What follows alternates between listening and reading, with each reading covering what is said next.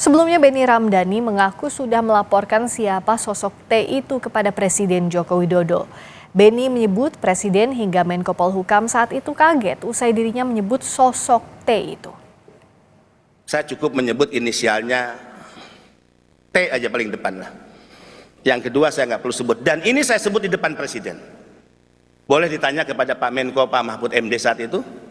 Ya, Presiden kaget, Pak Kapolri kaget, agak cukup heboh rapat terbatas saat itu. Orang ini adalah orang yang selama Republik ini berdiri mungkin tidak bisa disentuh oleh hukum. Berdasarkan data PPATK, transaksi judi online di Indonesia mengalami peningkatan sejak tahun 2019. Di tahun 2019, transaksi tercatat sebesar 6,18 triliun rupiah. Sementara di tahun 2021 dan 2022 tercatat sebesar 57,91 triliun rupiah dan 104,42 triliun rupiah. Transaksi kembali meningkat di tahun 2023 yaitu sebesar 327 triliun rupiah. Sementara hingga kuartal pertama tahun 2024 tercatat mencapai 101 triliun rupiah. Berdasarkan data Kementerian Polhukam hingga Juni 2024, sebanyak 80.000 orang pemain judi online berusia kurang dari 10 tahun. Selanjutnya sebanyak 440.000 orang berusia antara 10 tahun hingga 20 tahun.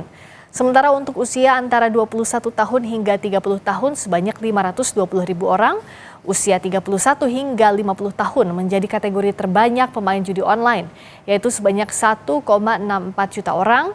Terakhir untuk usia di atas 50 tahun sebanyak 1,35 juta orang. Fenomena judi online semakin meluas dan tidak hanya terbatas pada kalangan tertentu. Data PPATK menyebutkan sebanyak 51% pemain judi online merupakan pegawai swasta. Sementara 17% diketahui berprofesi sebagai pengusaha dan 10% sebagai pedagang. Untuk kalangan pelajar dan mahasiswa sebanyak 8%, sementara anggota TNI, Polri, dan ibu rumah tangga masing-masing 3%.